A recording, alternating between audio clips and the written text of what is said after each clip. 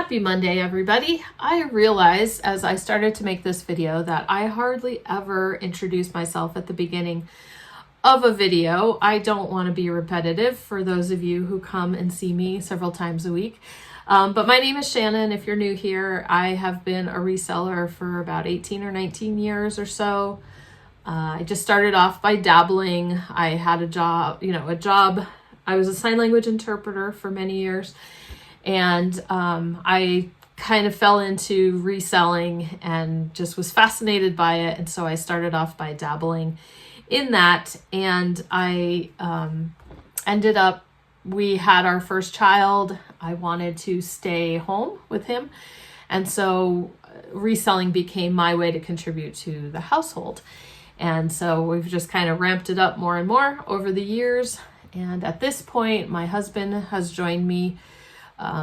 For the most part, he does still do some work, especially in the summer. He does some construction or carpentry type work as well. But for the most part, we make most of our living at this point with reselling. So today's video is going to cover a few different things. If you're here because of the flatware in the title and the thumbnail, then we're going to start off talking about that right away. Then we are going to, I just have a request that I just wanted to throw out there to you guys right after we talk about the flatware. And then we'll do a update on the reselling challenge that I talked about last Monday. And then I'll just share a fun find with you at the end of the video. So if you want to see an awesome vintage find that I came across at a thrift store about a month or so ago, then I will say go ahead and stick around to the end of the video. But let's talk about flatware. We're talking about flatware that can make us money, right? And we're not talking sterling and we're not talking silver plate. We're actually just going to talk about 5 stainless flatware patterns that are fairly easy to come upon. I've sold many pieces of these 5 patterns over the years. And I've done flatware videos in the past. Honestly, they were a while back and I haven't watched them lately, so I'm not even sure exactly what kind of information I've covered. But I just think flatware is such a good niche or niche for a reseller to at least, if you don't focus only on flatware, that it's just a good one to know. There's definitely a good return on investment in flatware because most places it's 25 cents or less per piece, or you're just buying a bag of it for a few dollars, and the cost of goods is usually not super high. And you can turn that into $5, $6, $7, 25 cents into $10. It can be done. And it's easy to ship. And there's just so many good things about stainless flatware. Now, I've sold a bunch of it over the years. We've also kind of branched out to so many other different things that I don't have a lot of it listed right now, but I'm trying to work on that because I do have a backlog of flatware. But we're going to talk about 5 patterns. Like I said, you can find them very easily. The first one is, I've got some room here to put up a picture. The first one is Twin Star. And this is an Oneida pattern from the mid-century, and it's very atomic. It's very mid-century looking. Recently, I found that Franciscan Starburst dinnerware, and those often, they complement each other. So when people have one, they usually want the other. And Twin Star was one of the Betty Crocker patterns that Oneida put out. So I don't know if you guys are familiar or if you remember doing this, or your mom or grandma or whoever, but people would collect up Betty Crocker coupons. These are some coupons I thrifted a long time ago, and you would just save them off of boxes and in magazines and different things like that. And then you could redeem them for different products, flatware, dinnerware, things like that, cookbooks. Anyway, so we've got Good Tord, cookware, crystalware, cutlery, kitchen tools, all sorts of things. So that's kind of fun, right? It's a little time capsule type thing. The program is defunct. It is not in business anymore, but I just wanted to share one of the Twin Star coupons, which I think was really cool.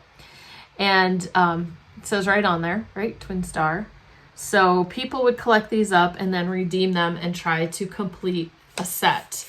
And I think the reason why these 5 patterns are still popular today is nostalgia. And a lot of times when people have reached out to me selling flatware, they're looking for certain patterns or pieces or things like that. They always mention that they remember certain flatware from their own house growing up or their grandma's house. And maybe they come across some pieces at a thrift store and now they want to make a set for themselves. Sometimes people have inherited the flatware from their mom or grandmother. And again, they just need a few more pieces to kind of flesh out the set to make it complete for their needs. So that's always kind of fun. So Twin Star is definitely one that when I come across it at a thrift store, it's like no brainer. Pick that one up. It'll sell. And not for maybe huge money. These are all pretty bread and butter as far as you just know that they're going to move. But they're just popular, right? Okay. So the second one we can talk about is by the company Interpure, stainless Japan company. And the pattern doesn't really have a name, but replacements.com uses INR2. And so that kind of gets known among the people purchasing it. All other eBay sellers use INR2 as the pattern name for this. It's really just like a inventory name that replacements.com uses because there is no other name for it. I mean, maybe there was originally, but that's just what it's come to be known by. And again, it's just one of those patterns that I'll pick it up if I see it. It is a synthetic handle, so there can be condition issues with the synthetic handles. They could be faded. They could be, some pieces you get are really, really dark and some have lightened quite a bit because people will throw them in their dishwasher. Any pieces that have black accents, then you want to try to just explain whether the black accent is washed away, worn away. It doesn't necessarily mean it won't sell. A lot of times the set people have, they have a set that's kind of faded. And so if the set you're selling kind of matches their set, then they're totally okay with that. Some pieces that have been better taken care of or not used as much will be a lot darker, and you can mention that in your listing. What I try to do, if I get it all from different sources, I try to, if I'm putting 4 forks together, I try to kind of match up their wear to about the same level, if that makes sense. Anyway, so they, Interpure INR2. The other thing to look out for too is a lot of times those synthetic handles will crack or they'll be broken off at the end. So just kind of look those pieces over when you pick them up. But again, I've never had a problem selling Interpure INR2. Next up, similar lines. This one is called, probably wins the award for the strangest name for a flatware pattern, and it is Canoe Muffin. And it is by Echo Silver, EKCO. And Canoe Muffin, I mean, you can kind of, this is not the greatest picture. I'll try to put up another picture that shows it a little clearer. You can kind of see the canoe part, right? Because the handle is flat on top and it's kind of curved along the bottom.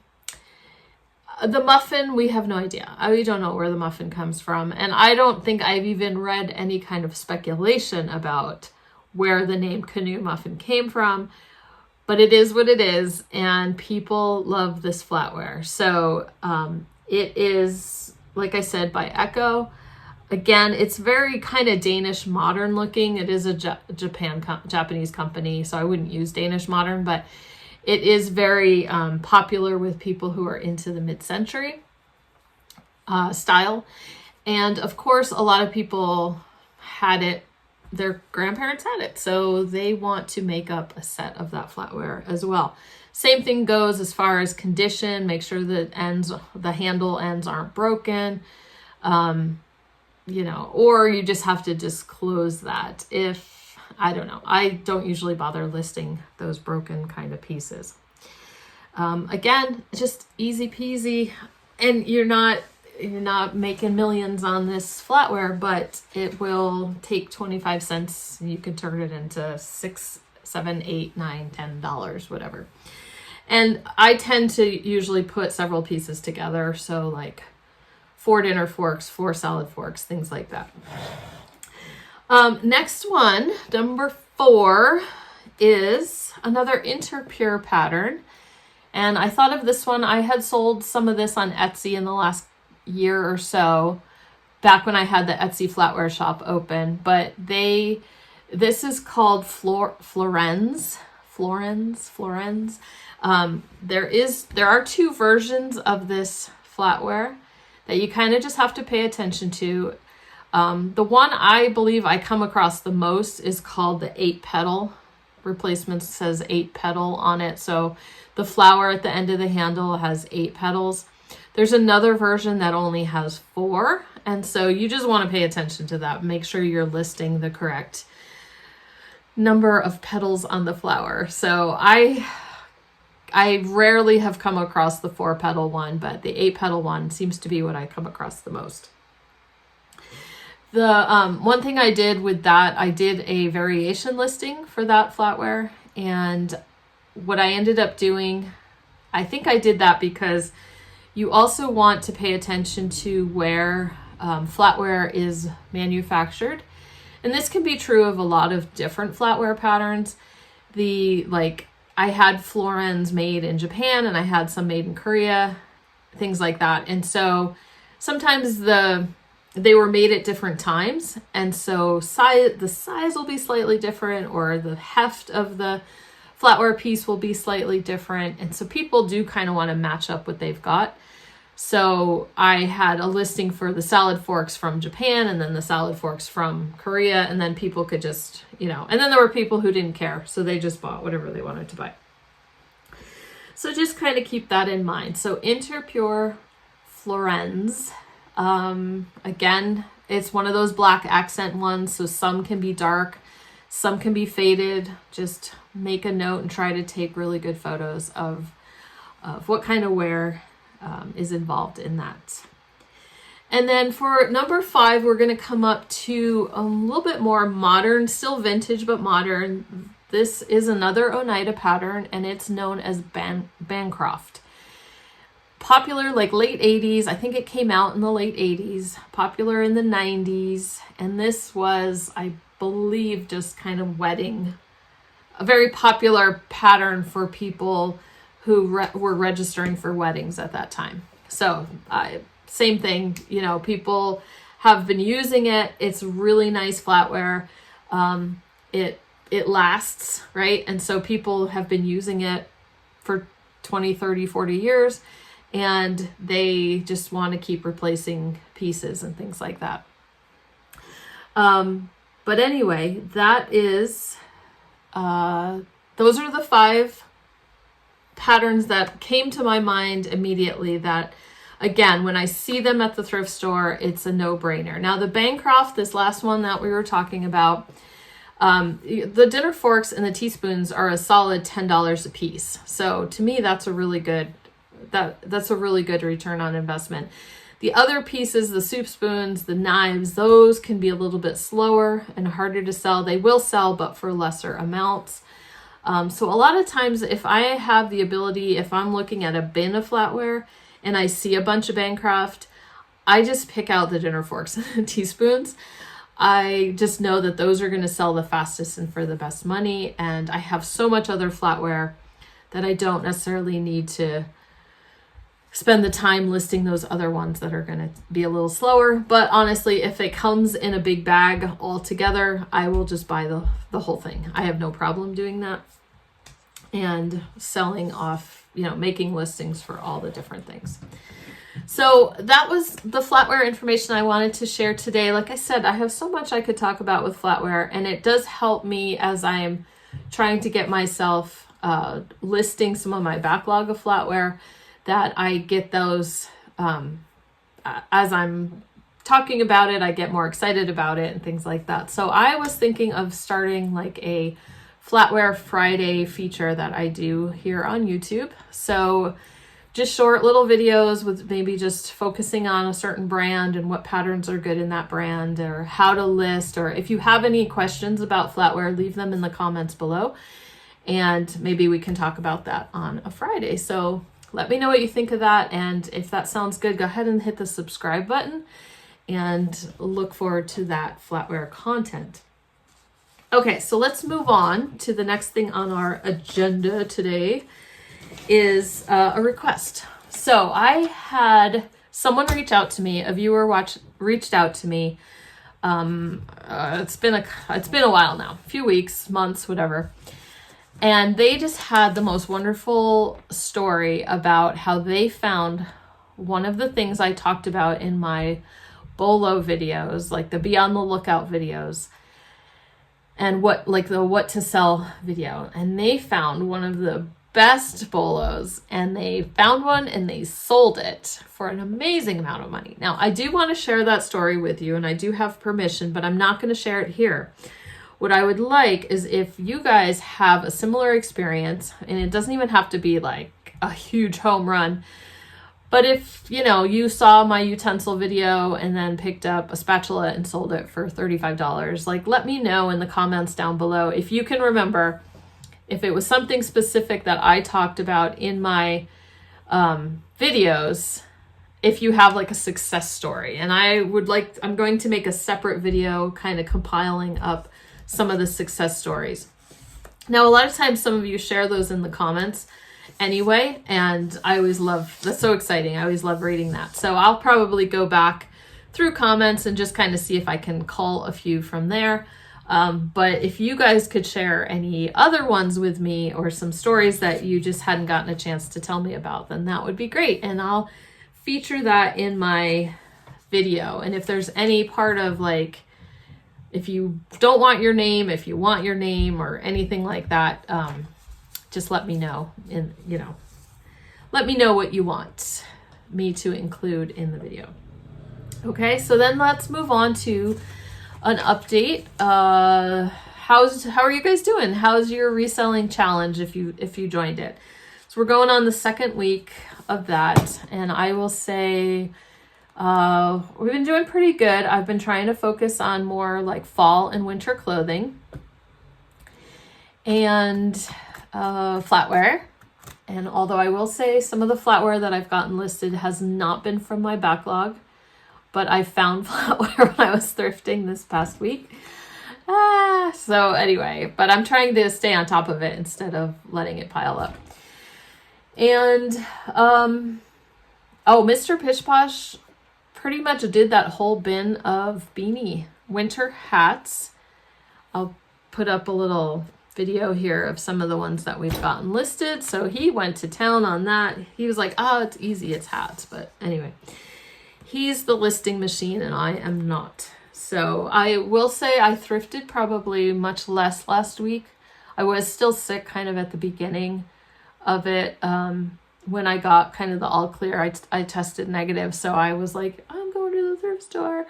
And so I did shop. There were days I put some stuff back because I just was like, all right, no, just try to be strict. And I did find some summer type items. So I'm not going to get those listed this week. They're new with tag swim trunks, which I will probably not save them till next spring. I'll probably list them because sometimes people need swim trunks in the middle of winter and it's, hard to find them in stores. And so they turn to eBay for finding that. So I will get those listed, but this week I'm still trying to continue my focus on sweaters and, like we said, winter type things, fourth quarter, all those things we talked about in that last video.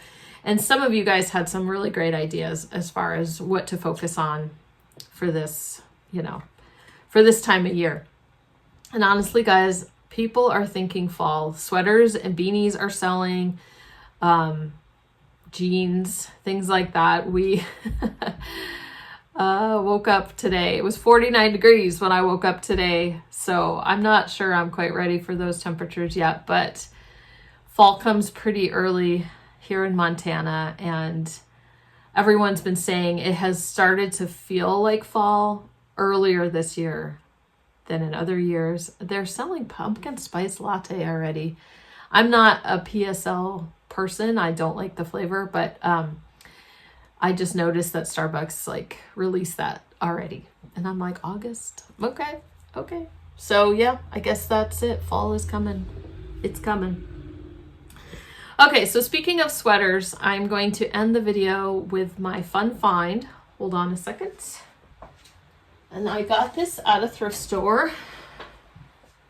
Look at this piece of amazingness.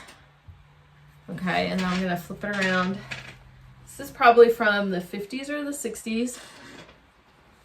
And it has the wolves on it.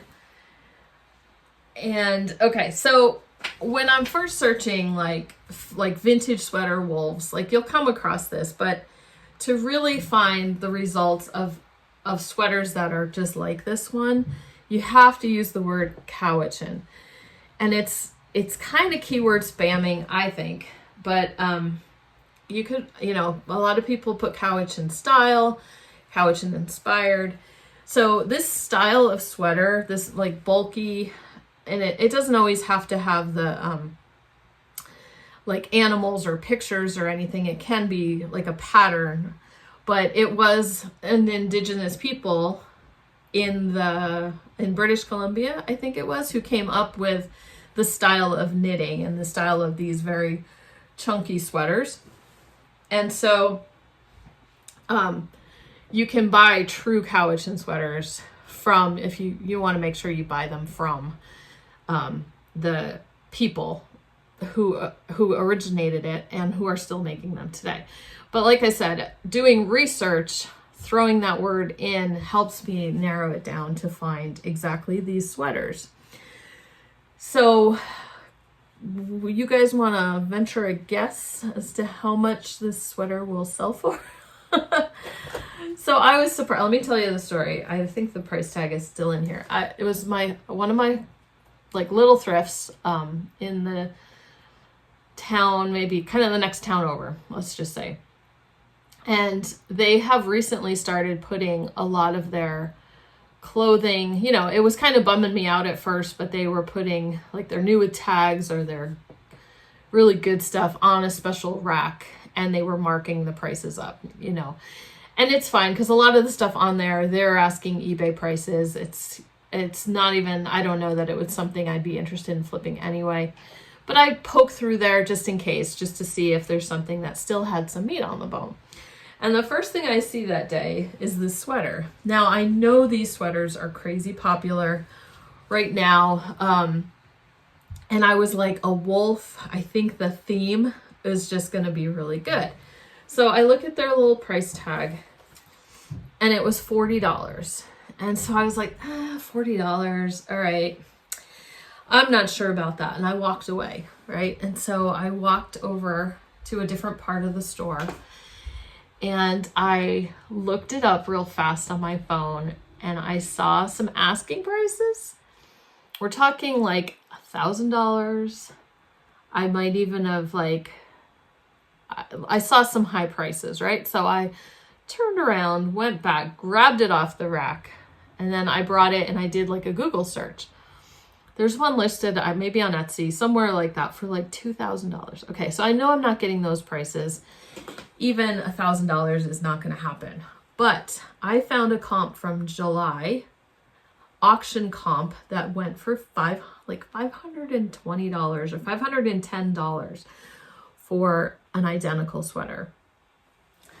Isn't that exciting? So I was like, all right, I'm paying the $40. Because in my head, I was like, all right, if I pay $40, I bet I could sell it for $80 to $100. And that's in my head. That was like the minimum of one of these vintage picture style like cardigans, right? I've sold one in the past for a little bit over $100 that had like campfire on it, but it had color bleed and it, you know, it had issues and things like that. So I'm like, oh, I just think the wolf will be like really good. So I was like, I could get it. And you know I can at least probably get $100 for it. But when I saw the $500 or $300 even, I was like, okay, it's totally okay paying the $40 for this sweater. So what do you think? I have not listed it yet. When I found it, it was probably still in July. And I thought, you know what, let's just get a little bit closer to the season because I didn't want it just sitting and not doing anything. I know with a higher price, it might take a little bit longer to get the price that I'm looking for, but you know, anything over $300, I think I'd be happy with that. So it's in pretty good condition. My battery is dying on my phone, so hopefully that didn't cut out too much. But anyway, I will keep you posted on that. And it's in really good shape. I don't know what size it is, but I'll probably throw it on Mr. Pish Posh and kind of get, you know, an idea from that and maybe put some of those pictures in the listing too. Okay, what do you think of my find? Isn't it exciting?